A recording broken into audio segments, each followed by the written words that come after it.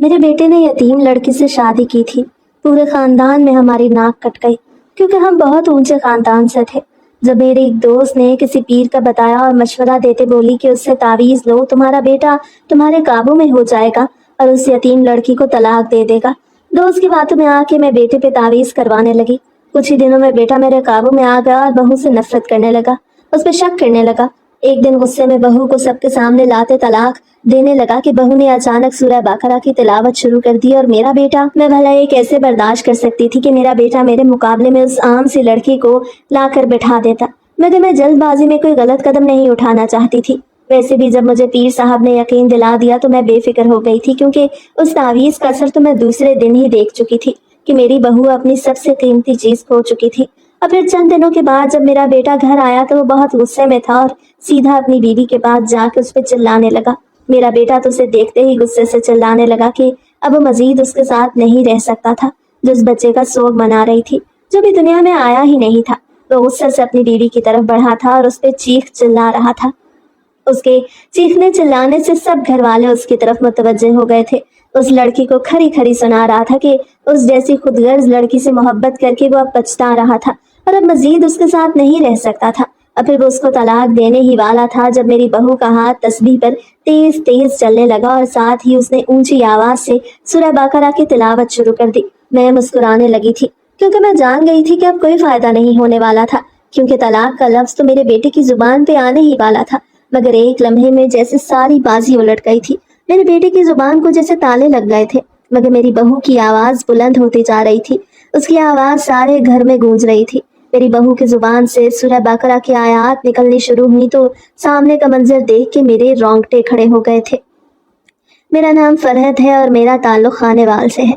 میرا بیٹا اس وقت صرف 4 ہی سال کا تھا جب میں بیوہ ہو گئی۔ میرا شوہر دبئی کی ایک بہت بڑی کنسٹرکشن کمپنی میں انجینئر تھا اور مجھے ہر مہینے اچھی خاصی رقم بھیجتا تھا۔ ہر مہینے میرے شوہر کی تنخواہ آتی تھی تو میرے دل میں شکر اور سکون اتر آتا تھا۔ میرے اور میرے شوہر کے بہت سے خواب تھے، چھوٹے نہیں بلکہ بڑے بڑے خواب، وہ خواب جنہیں ہم نے مل کے دیکھا تھا، لیکن قسمت نے ان کی تعبیر ادھوری چھوڑ دی تھی۔ جب ایک دن دبئی سے مجھے فون آیا اور اس فون کو سنتے ہی میرا سب کچھ ختم ہو گیا، کیونکہ میرے شوہر کا ایک حادثے میں انتقال ہو گیا تھا۔ میرے لیے وہ صدمہ بہت گہرا تھا، لیکن میں نے ہمت نہ ہاری۔ میرے شوہر نے میرے لیے جو کچھ چھوڑا میں نے وہ سب سنبھال رکھا تھا۔ اللہ کے فضل سے ہم پہ کوئی قرض نہیں تھا۔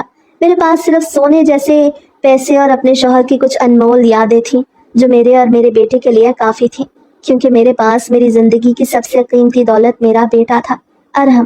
میں نے اسے بالکل شہزادے کی طرح پالا تھا، اسے کبھی کسی چیز کی کمی نہیں ہونے دی تھی۔ اچھی تعلیم، بہترین کھلونے، بہترین کپڑے، غرض یہ کہ میں نے اپنا ہر لمحہ اس پر نچھاور کیا تھا، کیونکہ شوہر کے گزر جانے کے بعد وہی تو میرے جینے کی وجہ تھا۔ ارحم بڑا ہو رہا تھا، اس کی آنکھوں میں بھی خواب تھے میری طرح۔ میں نے اسے ہمیشہ سکھایا تھا کہ عزت، محنت اور سچائی ہی سب کچھ ہوتی ہے۔ پاکستان کے کچھ علاقوں میں، جن میں سے خانے وال جیسے روایتی علاقے میں تنہا عورت ہونا آسان تو نہیں تھا، لیکن پھر بھی میں نے کبھی اپنی کسی چھوٹی سے چھوٹی ضرورت کے لیے بھی کسی کے آگے ہاتھ نہیں پھیلایا تھا۔ سال گزرتے گئے اور ارحم ایک نوجوان بن گیا۔ ارحم بھی اپنے باپ کی طرح بہت ذہین تھا۔ تبھی اس نے مجھ سے کہا کہ وہ بھی اپنے ابا کی طرح دبئی میں جا کے ہی نوکری کرنا چاہتا تھا۔ اس کو وہاں پہ اپنے ابا کی وجہ سے بہت آسانی سے نوکری مل سکتی تھی، کیونکہ میرے شوہر نے اپنی ساری زندگی دبئی میں ہی نوکری کی تھی۔ اس لیے میرے بیٹے کو اس کمپنی میں بہت آسانی سے نوکری مل گئی، جہاں پہ پہلے اس کے ابا نے اپنی ساری زندگی لگا دی تھی۔ میرے لیے ایک بہت بڑا اور مشکل فیصلہ تھا کہ میں اپنے اکلوتے بیٹے اور زندگی کے واحد سہارے کو خود سے دور بھیج دیتی، اگر بیٹے کی خوشی کے آگے میں بھی کچھ نہ کر سکی، اور میں نے دل پہ پتھر رکھ کے اسے خود سے دور بھیج دیا۔ لیکن پھر بھی میرا دل ہر وقت اس کی فکر میں رہتا تھا۔ وہ 3 مہینے بعد چھٹی پہ مجھ سے ملنے آتا تھا اور میری گود میں سر رکھ کے مجھے گھنٹوں اپنی باتیں سناتا رہتا تھا۔ کبھی کبھی میں اس کے سر میں ہاتھ پھیرتے ہوئے سوچتی تھی کہ یہ میرا وہی چھوٹا سا بچہ تھا جسے میں نے گود میں اٹھا کے لوری سنائی تھی، اور آج وہ دنیا کو فتح کرنے کے خواب دیکھنے لگا تھا۔ میرے پاس کسی بھی چیز کی کمی نہیں تھی، اور جب میرا بیٹا بھی اپنے پیروں پہ کھڑا ہو چکا تو میری صرف ایک ہی خواہش تھی کہ میں اپنے بیٹے کے لیے پیاری سی دلہن کو رخصت کر کے گھر لے آؤں۔ اس لیے میں نے ارحم کو بتایا کہ میں نے اس کے لیے ایک پیاری سی لڑکی کی تلاش شروع کر دی تھی۔ میں جانتی تھی کہ میرا بیٹا ہر 3 مہینے کے بعد پاکستان چھٹی پہ آتا تھا، اس لیے میری کوشش تھی کہ میں ان 3 مہینوں میں اچھی سی لڑکی ڈھونڈ کر اس کا رشتہ طے کر دوں۔ اور جب وہ چھٹی پر پاکستان آئے تو آتے ساتھ ہی اس کی شادی کر دوں۔ میں چاہتی تھی کہ جیسے میں نے اپنے بیٹے کو شہزادوں والی زندگی دی تھی، ویسے ہی اس کے لیے کسی شہزادی کا رشتہ ڈھونڈتی جو میرے گھر کو بھی محل بنا دیتی۔ اس لیے میں اپنے ارحم کے لیے کسی اونچے گھر کی لڑکی کو ڈھونڈ رہی تھی، کیونکہ میرا اپنا تعلق بھی ایک اونچے گھرانے سے تھا اور میری شادی بھی دبئی کے ہی ایک بزنس مین سے ہوئی تھی۔ تو میں چاہتی تھی کہ میں اپنے ارحم کے لیے بھی کوئی ایسی لڑکی ڈھونڈتی جس کو دیکھ کر سارے خاندان والوں کی نظر میں میری حیثیت اور زیادہ بڑھ جاتی، کیونکہ ارحم پورے خاندان کا اکلوتا لڑکا تھا جو سب سے زیادہ پڑھا لکھا اور سمجھدار تھا۔ ارحم کے باقی کزنز میں سے کوئی بھی اتنا پڑھا لکھا اور خوبصورت نہیں تھا، بلکہ باقی سب تو گاؤں میں زمینداری جیسے چھوٹے کام ہی کرتے تھے۔ اس لیے میں اپنے چاند سے بیٹے کے لیے کسی ہیرے کی تلاش میں تھی جو میرا سر پورے خاندان میں فخر سے بلند کر سکتی۔ میرے پاس تو وقت پہلے ہی کم تھا، کیونکہ مجھے 3 مہینوں کے اندر اندر ہی اس کے لیے سب سے بہترین لڑکی کا انتخاب کرنا تھا اور اس کا رشتہ طے کر کے شادی کی تاریخ بھی فائنل کرنی تھی۔ میں نے ارحم کے لیے بہت سی لڑکیاں دیکھی تھی، مگر نہ جانے کیوں مجھے ہر لڑکی میں کوئی نہ کوئی عیب ہی نظر آتا، جبکہ میرے بیٹے میں تو کوئی عیب نہیں تھا۔ وہ تو میرا چاند جیسا بیٹا تھا۔ میں نے بڑے بڑے بزنس مین کی لڑکیاں دیکھ چھوڑی تھیں، مگر کوئی بھی مجھے ارحم کے معیار کی نہیں لگی تھی۔ میں مایوس ہونے لگی تھی۔ پھر آخر کار مجھے زرناب پسند آ گئی۔ وہ بالکل میرے بیٹے کے برابر کی اور جوڑ کی ہی لڑکی تھی۔ وہ بالکل میری سوچ اور خاندان کی باقی لڑکیوں کی ٹکر کی لڑکی تھی۔ جس نے بھی اس کو دیکھا وہ اس کی تعریف کیے بنا نہ رہ سکا۔ زینب کا تعلق ایک اونچے گھرانے سے تھا اور وہ بھی ارحم کی طرح اپنے ماں باپ کی اکلوتی بیٹی تھی۔ اس کے ابا کا بھی عرب ممالک میں ایک بہت بڑا بزنس تھا۔ میں نے زینب کے ساتھ ارحم کا رشتہ طے کر دیا اور میری خواہش تھی کہ اب کی بار ارحم آئے گا تو میں اس کی دلہن کو بیاہ کے لے آؤں گی۔ مگر جب 3 مہینے گزر گئے تو ارحم مجھے کہنے لگا کہ اس کو کچھ ضروری کام ہے، اس لیے وہ ابھی پاکستان نہیں آ سکے گا۔ مجھے ارحم کی بات سن کے بہت حیرانگی ہوئی، کیونکہ ایسا تو پہلے کبھی نہیں ہوا تھا کہ وہ چھٹی پر مجھ سے ملنے نہ آتا۔ تو پھر آخر اس کو ایسا کیا کام آ گیا تھا جو اس نے آنے سے منع کر دیا؟ میں نے ارحم سے پوچھنے کی بہت کوشش کی تھی کہ آخر ایسا بھی کیا ضروری کام تھا جو اپنی ماں سے ملنے کے لیے نہیں آ سکتا تھا، مگر اس نے مجھے یہ کہہ کے بات کا رخ موڑ دیا کہ وہ کسی بہت ضروری کام میں مصروف تھا اور جب وہ پاکستان آئے گا تبھی مجھے اس بارے میں بتائے گا۔ میں نے زینب کے گھر والوں کو بھی بتا دیا تھا کہ ارحم اس دفعہ چھٹی پہ پاکستان نہیں آ رہا، کیونکہ وہ کسی ضروری کام میں مصروف تھا۔ زینب کے گھر والوں کو میں نے بہت مشکل سے راضی کیا تھا، کیونکہ زینب کے ابا بھی اپنی بیٹی کی وجہ سے ہی پاکستان میں رکے ہوئے تھے، مگر میرے ہیرے جیسے بیٹے کو اپنا داماد بنانے کے خواب تو بہت سے لوگوں نے دیکھے تھے، اس لیے ان کو میری بات ماننا ہی پڑی۔ اس بہانے مجھے بھی کچھ وقت مل گیا کہ میں شادی کی تیاریوں میں کوئی کسر نہ چھوڑتی، لیکن میں اندر ہی اندر ارحم سے ناراض بھی تھی کہ آخر وہ مجھ سے ملنے کیوں نہیں آیا تھا۔ میں تو اس کی ماں تھی، تو آخر مجھ سے بھی زیادہ ضروری اس کے لیے اور کیا ہو سکتا تھا؟ مگر میں نہیں جانتی تھی کہ میری ناراضگی بہت جلد نفرت میں بدلنے والی تھی۔ جب ارحم 5 مہینوں کے بعد چھٹی لے کے پاکستان واپس آیا تو مجھے اس کے آنے کی بہت زیادہ خوشی تو ہوئی تھی، مگر جب اس کے ساتھ ایک اونچے قد کی گوری چٹی لڑکی بھی گھر میں داخل ہوئی تو میں اس کو دیکھ کے ٹھٹک گئی تھی۔ میرے چہرے پر حیرانی تھی، جبکہ ارحم کے چہرے پہ مسکراہٹ تھی اور وہ مجھ سے بہت خوش ہو کے ملا تھا۔ میرے دل میں طرح طرح کے خدشات جنم لینے لگے تھے کہ کہیں اس لڑکی سے میرے بیٹے کا کوئی رشتہ تو نہیں تھا۔ میرے دل کی دھڑکنیں بے ترتیب ہونے لگی تھی، کیونکہ اگر ایسا ہوتا تو بہت بڑا غضب ہو جاتا، مگر میں نہیں جانتی تھی کہ میری ناراضگی بہت جلد نفرت میں بدلنے والی تھی۔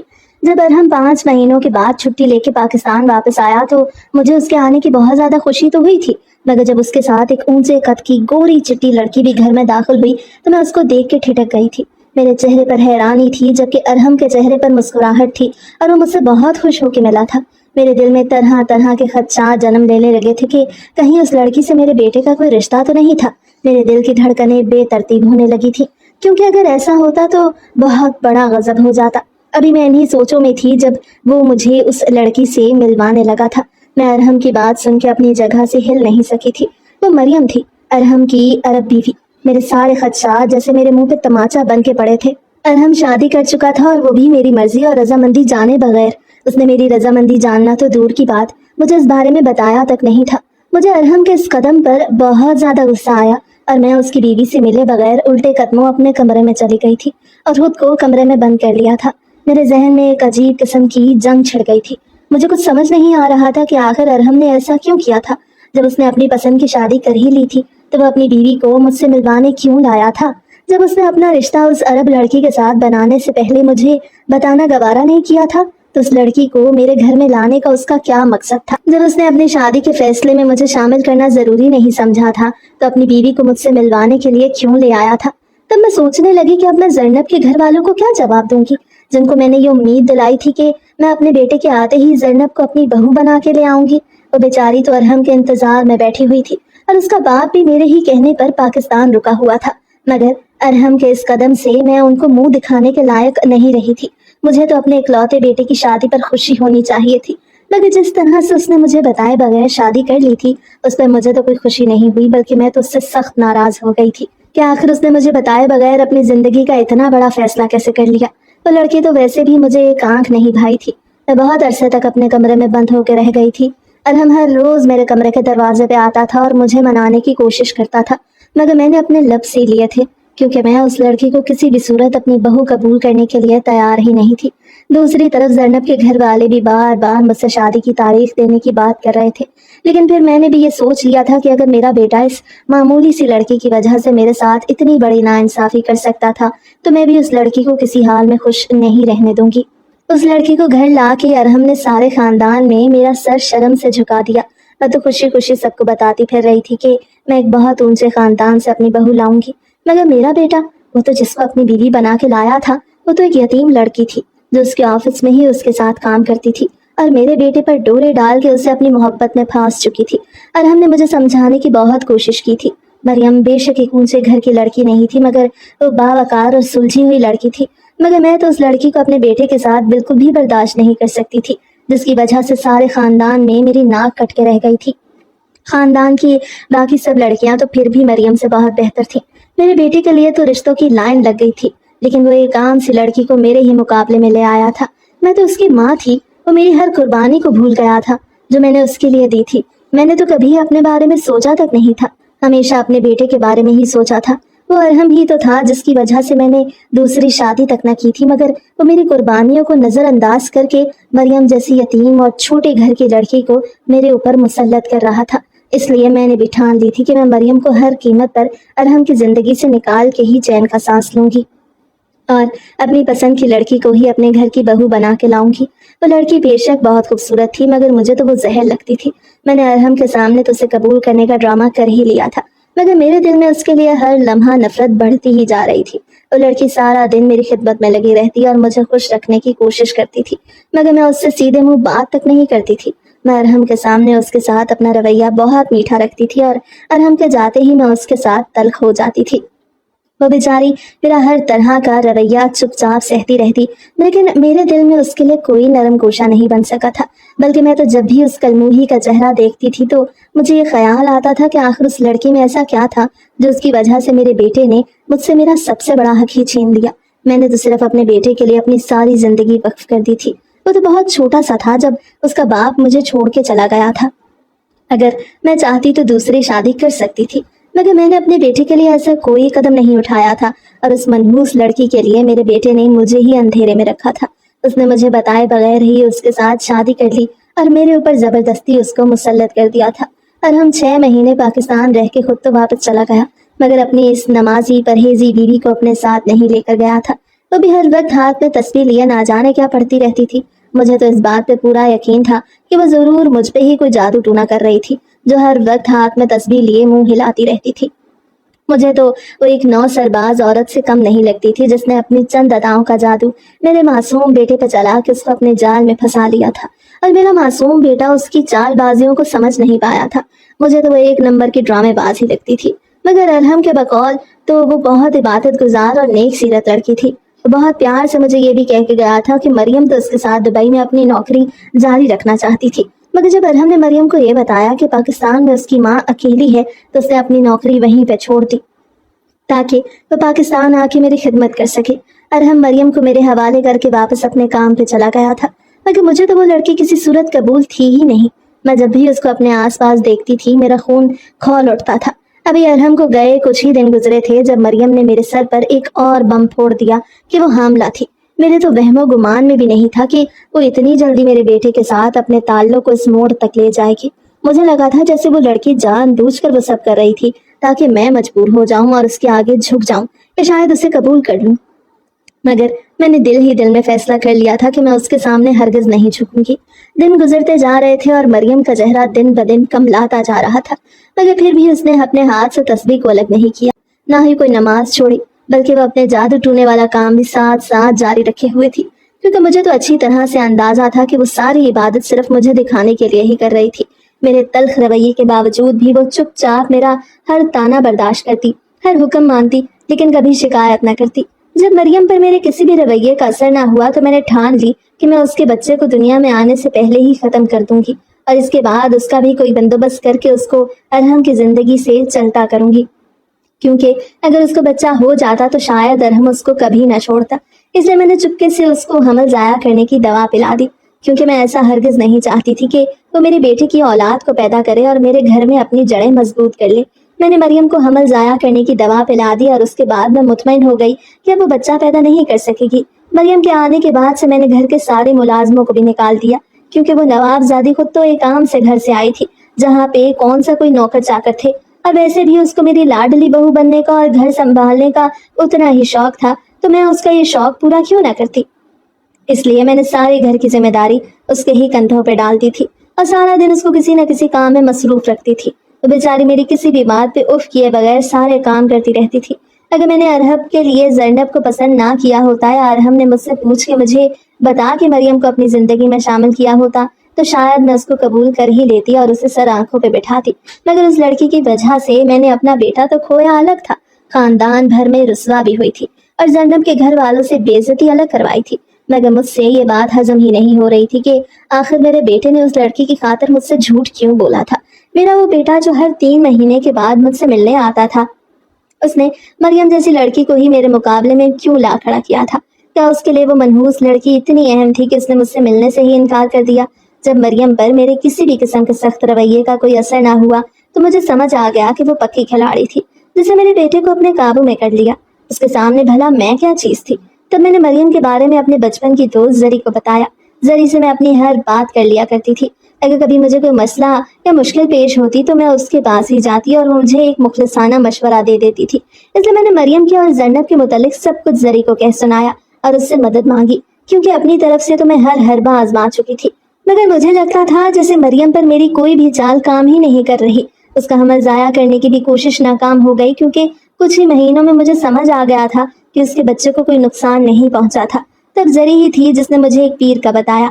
मेरे अंदर अब एक नई उम्मीद ने जन्म लिया था। जरी ने मुझे खुफिया तौर पे बताया था कि शहर के पुराने इलाके में एक बहुत ही पहुंचा हुआ पीर बैठता था, जिसके तावीज कभी खता नहीं जाते थे और दूर दूर से लोग उसके पास अपने मसले हल करवाने के लिए आते थे। उसने मुझे जाजदाराना अंदाज में कहा कि मुझे कोई ज्यादा मेहनत नहीं करना पड़ेगी, बल्कि एक बार जाके उससे अपनी बात कहनी थी और बाकी सब वो खुद संभाल लेगी। मैंने पहले तो जरी की बात पे शक किया, मगर दिल की घबराहट और बेटे को वापस पाने की बेचैनी मुझे वहां खींच ही ले गई, क्योंकि अरहम को अपनी बीवी के शहर से निकालने के लिए अगर मुझे किसी पीर, किसी आमिल या किसी और मावराई जरिए का सहारा भी लेना पड़ता तो भी मैं उसके लिए तैयार थी। उस दिन मैं खामोशी से शहर के उस पुराने हिस्से में पहुंची जहाँ वो पीर बैठता था। उसकी बैठक में अंधेरा सा था, लकड़ी की दीवारों से बंद कमरा, एक तरफ अगरबत्ती की सूंधी खुशबू फैली थी और एक कोने में सफेद कपड़ों में मलबूस वो शख्स जिसकी आंखें बंद थी, जैसे वो किसी और ही दुनिया में झांक रहा हो। तब वो अचानक कहने लगा था, बीबी तुम्हारे दिल में बहुत जलन है, बेटे का दुख है, किसी ने तुमसे बेटा छीन लिया है ना। मैं तो बस लरस गई, क्योंकि उसने मेरे मुंह से कुछ सुने बगैर ही सब कह दिया था। तब मुझे यकीन हो गया कि वो पीर सच में बहुत पहुंचा हुआ है। मैंने उसके सामने अपने दिल का हाल खोल के रख दिया कि मुझे मेरा बेटा वापस चाहिए था। वो एक चालाक लड़की के जादू में आ गया था और मैं चाहती थी कि वो उससे नफरत करने लगे, उसको तलाक दे दे और हमेशा के लिए वैसे ही मेरे पास वापस आ जाए जैसे वो मरियम के आने से पहले था। उसने एक गहरी सांस ली और फिर कुछ कलिमात पढ़ के एक तावीज मेरे हाथ में थमा दिया और साथ ही हिदायत करने लगा कि मैं वो तावीज मरियम के तकिए के नीचे रख दूं तो 7 दिन के अंदर अंदर ही वो तावीज अपना असर दिखाना शुरू कर देगा और मेरा बेटा मरियम को बर्दाश्त नहीं कर पाएगा। लेकिन अगर मेरे दिल में बदनीयती हुई तो वो तावीज उल्टा भी पड़ सकता था। मैंने वो तावीज उसी रात चुपके से अरहम के कमरे में जाके मरियम के तकिए के नीचे रख दिया। उस वक्त मरियम किचन में खड़ी कोई काम कर रही थी। उसके बाद मैं इंतजार करने लगी कि कब वो तावीज अपना असर दिखाएगा, मगर मुझे 7 दिन इंतजार भी तो करना था। मैं ये सोच के मुतमईन हो गई कि जहाँ मैंने इस लड़की को इतना अरसा बर्दाश्त किया था वहाँ 7 दिन और सही। वो इंतजार तो जैसे तवील ही होता जा रहा था। शायद मुझे लग रहा था जब पहला दिन आया और गुजर गया तो मुझे मरियम के चेहरे पे कोई फर्क नजर नहीं आया। दूसरे दिन भी मुझे कोई खास फर्क महसूस नहीं हुआ क्योंकि उसके चेहरे से तासुरात से मुझे सभी कुछ नॉर्मल लगा था। मैं मायूस होने लगी थी, लेकिन फिर तीसरे दिन मेरी दुआएं कबूल होने लगी क्योंकि मरियम के पेट में शदीद दर्द उठा। डॉक्टर के पास जाने पर जो खबर मुझे मिली वो सुन के मैं हैरान रह गई, मगर खुशी की एक लहर मेरे अंदर सरायत कर गई थी। डॉक्टर ने बताया था कि उसका हमल जाया हो गया था। वो मरियम का 7वां महीना था जब उसका हमल जाया हुआ। डॉक्टर के मुताबिक सब कुछ बिल्कुल ठीक था, लेकिन बच्चे की मौत अचानक ही हो गई। किसी को कुछ समझ नहीं आया कि क्या हुआ था, मगर मैं तो समझ गई थी कि वो सब उसी तावीज की बदौलत हुआ था। उस रोज मैं बेतहाशा खुश थी क्योंकि वो मेरी ही जीत की पहली सीढ़ी थी। मरियम का सुनते ही अरहम भी छुट्टी लेके वापस आ गया। मरियम उसके गले लग के बहुत रोई थी और उसके आंसू देख के मेरे कलेजे को ठंड पड़ गई थी। मैंने अरहम के सामने मरियम को बहुत प्यार किया और घर के सारे मुलाजमों को भी वापस बुला लिया ताकि अरहम को मुझ पे शक ना हो। अब मुझे बस उस दिन का इंतजार था जब अरहम मरियम को हाथ पकड़ के घर से बाहर निकाल देता। अभी तो उस तावीज को 4 ही दिन हुए थे और मुझे इतनी बड़ी खुशी मिल गई थी, इसलिए मैं बेफिक्र हो गई। मगर वो लड़की अपनी नमाजों से उठती ही नहीं थी, बल्कि उसके सजदे तो जैसे तवील ही होने लगे थे। अभी हर रोज घर में सूरह बकरा की तिलावत लगाने लगी। मैंने इस बात पे कोई खास तवज्जो नहीं दी क्योंकि मुझे इस तावीज पर यकीन था कि वो अपना असर जरूर दिखाएगा, इसलिए मैंने मरियम को किसी बात से रोकना टोकना ही मना कर दिया था। और अरहम के सामने एक बार फिर अच्छी बन गई थी। अभी तावीज ने काम दिखाना शुरू कर दिया। अरहम मरियम से खिंचा खिंचा सा रहने लगा और बार बार गुस्सा करने लगा। और फिर दिन ब दिन अरहम का रवैया मरियम के साथ सख्त होता चला गया। वो मरियम से कतराने लगा था, बात बात पे गुस्सा करने लगा था और मरियम की आंखें अब मुस्तकिल सुर्ख रहने लगी थी। उसकी आवाज में नमी और थकन आने लगी थी, मगर वो फिर भी जुबान नहीं खोलती थी। न मेरे खिलाफ कुछ कहती थी, न अरहम से शिकवा करती थी, बल्कि चुपचाप सब सहने लगी थी। मेरा दिल अंदर से अजीब सुकून महसूस करने लगा था, जैसे बरसों बाद सब कुछ मेरी मर्जी से होने लगा था। अरहम मरियम के साथ वक्त नहीं गुजारता था। अक्सर रात को देर से घर आने लगा था क्योंकि वो दुबई से लंबी छुट्टी पे आया था, इसलिए ज्यादातर वक्त अपने दोस्तों के साथ ही गुजारने लगा था। वो तो बस सुबह सवेरे निकल जाता। मरियम भी पहले से ज्यादा खामोश होने लगी, मगर उसने वो तस्बीह ना छोड़ी जो पहले दिन से उसके हाथ में थी। एक रात मैंने अचानक अपने कमरे के बाहर आहट सुनी तो मैं दबे कदमों बाहर निकली और मुझे मरियम नजर आई। मैंने उसे घर के पिछले सहन में जाते हुए देखा। मैं उसके पीछे गई तो वो सहन के एक कोने में बैठ के खामोशी से कुरान पढ़ रही थी। उसकी आवाज में अजीब सा सुकून और इल्तिजा थी। वो अल्लाह से बात कर रही थी और कह रही थी कि अल्लाह मुझे सब्र दे। मेरी कोख से जो बच्चा गया उसका दुख सिर्फ तू जानता है। मैंने किसी का भी कुछ नहीं बिगाड़ा, बस इतना चाहा कि वो जिससे मैं मोहब्बत करती हूँ वो भी मुझे अपना ले। मैं वो सब देख के चौंक गई। वो रो रही थी। मेरे कदम मनोवजनी होने लगे। एक लम्हे को मेरे दिल में उसके लिए रहम आया और मैं सोचने लगी कि मैं उसे कबूल क्यों नहीं कर लेती। आखिर को वो मेरे इकलौते बेटे की मोहब्बत थी। एक पल को मैंने सोचा था कि मैं वापस लौट जाऊं, लेकिन फिर वही पुराना गरूर जागा था और मुझे वो सब याद आया कि वो तो वही लड़की थी जिसने मुझसे मेरे उस बेटे को छीन लिया था, जिसके लिए उसकी माँ ही सब कुछ थी। फिर मैं ये सोच के अपने कमरे में वापस चली गई कि वो सब दिखावा ही तो कर रही थी। उसे जानबूझ के मेरे कमरे के बाहर आहट की। वो जानती थी कि मैं उसके पीछे आऊंगी, इसलिए वो सब करके वो मुझे नरम करने की कोशिश कर रही थी। मगर मैं ठान चुकी थी कि अब वो लड़की मेरे बेटे की जिंदगी में नहीं रहेगी। मुझे बस कुछ ही दिन इंतजार करना होगा और फिर सब कुछ ठीक हो जाएगा। मेरा बेटा वापस मेरे पास आ जाएगा। अगली सुबह एक और खुशी मेरी मुंतजिर थी। अरहम ने ऐलान कर दिया था कि वो और मरियम कुछ दिन अलहदा रहेंगे, क्योंकि मरियम ने जब से अपना बच्चा खोया था वो बस रोती ही रहती थी और अरहम को उसके आंसुओं से कोफ्त होने लगी थी। तभी वो अपना सामान उठा के एक दोस्त के घर चला गया। मैंने तब भी अरहम को नहीं रोका क्योंकि मैं तो यही चाहती थी। मुझे इस बात की कोई परवाह नहीं थी कि इस तरह से तो अरहम मुझसे भी दूर हो रहा था। मुझे तो बस ये नजर आ रहा था कि वो मरियम से अलहदा होने वाला था। मेरी खुशी की इंतहा न रही। वो सब वही तो था जो मैं चाहती थी। मैंने दिखावे का एक छोटा सा अफसोस जाहिर किया, मगर अंदर से मेरा दिल कह कहे लगा रहा था। अरहम के जाने के बाद मेरे घर में जैसे वक्त थम सा गया। मरियम दिन ब दिन ज्यादा खामोश और बेचैन होती जा रही थी। वो ना किसी से बात करती थी, ना खाना खाती थी। उसके चेहरे पर अजीब सी सूजन और स्याही छाने लगी थी। लेकिन अरहम भी जब से घर से गया था उसे मुझसे भी कोई राब्ता न रखा था। तब मुझे अपने बेटे की फिक्र होने लगी थी, तो मैंने एक बार फिर से पीर साहब से मिलने का फैसला किया। मैंने पीर साहब को सब कुछ बता दिया। मैंने पीर साहब से कह दिया कि अब तो मेरा बेटा मुझसे भी बात नहीं करता, इसलिए वो ही इस मसले का कोई हल निकाले। तब उन्होंने मुझसे कहा कि अब मैं इस तावीज़ को वापस निकाल दूं क्योंकि उसका वक्त पूरा हो गया था, और अगर मैं वो तावीज़ वापस ना निकालती तो मामला पलट सकता था। میں نے گھر واپس آتے ہی ارحم کے کمرے کا رخ کیا تاکہ اس تعویذ کو نکال لوں، مگر یہ دیکھ کے میرے ہاتھ پاؤں پھول گئے تھے کہ تکیے کے نیچے تعویذ موجود ہی نہیں تھا۔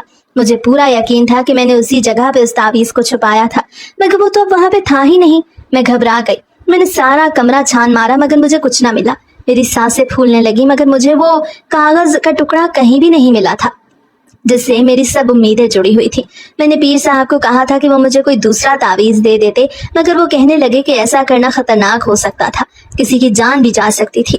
میں پریشان ہو گئی اور جب 7واں دن آیا تو گویا مجھے خوشی ملنے ہی والی تھی۔ اس روز میرے گھر میں خاندان کے کچھ لوگ آئے تھے جن میں ارحم کے چچا زاد بھی تھے۔ وہ سب ارحم سے ملنا چاہتے تھے۔ ان سے ملنے کے لیے ارحم گھر واپس آ گیا اور وہ شدید غصے میں تھا۔ اس کو خاندان کے کسی اور فرد سے گویا کوئی دلچسپی تھی ہی نہیں، بلکہ وہ تو غصے سے مریم کو سارے گھر میں تلاش کرتا پھر رہا تھا مگر وہ اسے کہیں نظر نہیں آ رہی تھی۔ اور جب میری نظر مریم پہ پڑی تو وہ ایک بڑی چادر اوڑے کمرے سے باہر آئی اور اس کے ہاتھ میں وہ تسبیح تھی جس پر وہ کچھ پڑھ رہی تھی۔ ارحم تو ایسے دیکھتے ہی غصے سے چیخنے لگا کہ اب وہ مزید اس کے ساتھ نہیں رہ سکتا تھا جو اس بچے کا سوگ منا رہی تھی، جو بھی دنیا میں آیا ہی نہیں تھا۔ وہ غصے سے مریم کی طرف بڑھا اور اس پہ چیخ پکار کرتا رہا۔ اس کے چیخنے چلانے سے سب گھر والے اس کی طرف متوجہ ہو گئے۔ وہ مریم کو کھری کھری سنا رہا تھا اور اس جیسی خود غرض لڑکی سے محبت کر کے وہ پچھتا رہا تھا اور اب مزید اس کے ساتھ نہیں رہ سکتا تھا۔ پھر وہ اس کو طلاق دینے ہی والا تھا جب مریم کا ہاتھ تسبیح پہ تیز تیز چلنے لگا اور ساتھ ہی اس نے اونچی آواز سے سورہ بقرہ کی تلاوت شروع کر دی۔ میں مسکرانے لگی تھی لیکن میں جان گئی تھی کہ اب کوئی فائدہ نہیں ہونے والا تھا، کیونکہ طلاق کا لفظ تو ارحم کی زبان پر آنے ہی والا تھا۔ مگر ایک لمحے میں جیسے ساری بازی الٹ گئی، ارحم کی زبان کو جیسے تالے لگ گئے، مگر مریم کی آواز بلند ہوتی جا رہی تھی۔ اس کی آواز سارے گھر میں گونج رہی تھی۔ مریم کی زبان سے سورہ بقرہ کی آیات نکلنی شروع ہوئیں تو جیسے فضا کی ہوا رک گئی۔ جہاں لمحہ بھر پہلے طلاق کے الفاظ گونجنے والے تھے اب وہاں قرآن کی تلاوت سنائی دے رہی تھی۔ ارحم نے جیسے ہی سورہ بقرہ کی پہلی آیت سنی اس کا ہاتھ جو ہوا میں بلند تھا آہستہ آہستہ نیچے گرنے لگا۔ اس کی آنکھوں میں حیرت، الجھن اور ایک عجیب سی بے چینی ابھر آئی۔